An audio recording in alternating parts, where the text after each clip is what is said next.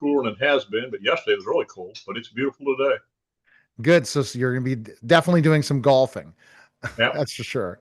Unless you're going to get, but you're going to be swamped and busy for sure, especially now because people that remember, I'll wait, Alan. I'll wait to take a look at my portfolio. Well, today's topic is the next market crash. Who actually wins when markets collapse?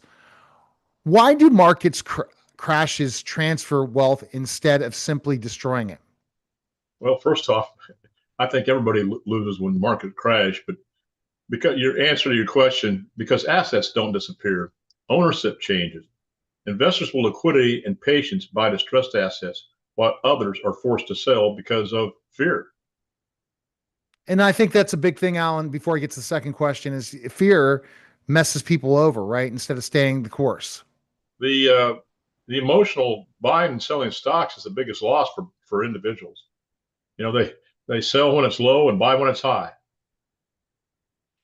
And anytime they hear something in the news, they jump, right? For Yeah. sure. Okay.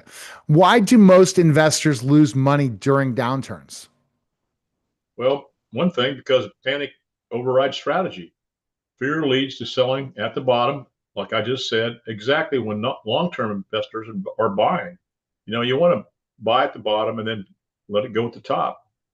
But there are a lot of things people do can buy options, and options are a great thing when they're coupled with different financial strategies. And I discussed that with one of my clients when we do different plans. Who historically benefits during crashes? The most during Well, crashes. Yeah. basically the investors and business owners with strong balance sheets, low debt, and available capital. They acquire assets, companies, and talent at discounted prices. And this people don't understand this. If you've got a lot of capital stuff, you can make a killing in a down market.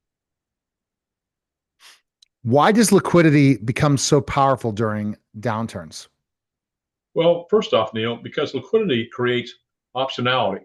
When markets fall and credit tightens, those with cash can act while others are absolutely trapped. They can't do anything. Yeah, that's why cash value life insurance is such a good option as well, Alan, because you can become your own banker. Yeah, buy when the markets are down. Totally. And then pull it out when you want to pull it out. That's the Yeah, exactly difference. right. You can buy when the market's down, and then you take that loan from your cash value life insurance. You don't even have to pay it back if you don't want to, but it just comes off the death benefit. But why wouldn't you want to pay yourself compound interest instead of the banks? Because the banks do it all the time. What mindset separates crash winners from crash victims?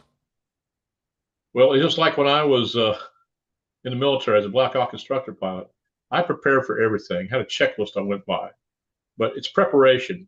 Winners expect volatility and plan for it. Victims assume the good times will continue forever, and absolutely they don't. It's been shown for like that for years and years in the stock market. You have ups and downs. People don't understand when you have a 50% loss, it takes a 100% gain just to get back to even. What should investors be doing before the next downturn? Well, have that plan. Strengthen balance sheets, manage debt, maintain liquidity, very important, and build a strategy for buying opportunities rather than reacting emotionally, because that will destroy your financial future. Yeah, exactly. So, and we're going to be talking about in the next podcast a lot about that importance of cash being king. All right, but you don't charge for your consultations, Alan, and this is No, a time to give you a call to look at it's your absolutely, portfolio. yeah, it's obviously, I mean, I'm very, very passionate about what I do because I want to teach people to think outside the box, conventional financial planning. I don't charge my consultations. People can call me at 910-551-1046. They can go to my website, which is strategicwealthstrategies.com, which has a plethora of information. And also you can email me at strategicwealth, the number 0 at gmail.com. All right. Well, thanks again, Alan. Appreciate it. You That bet.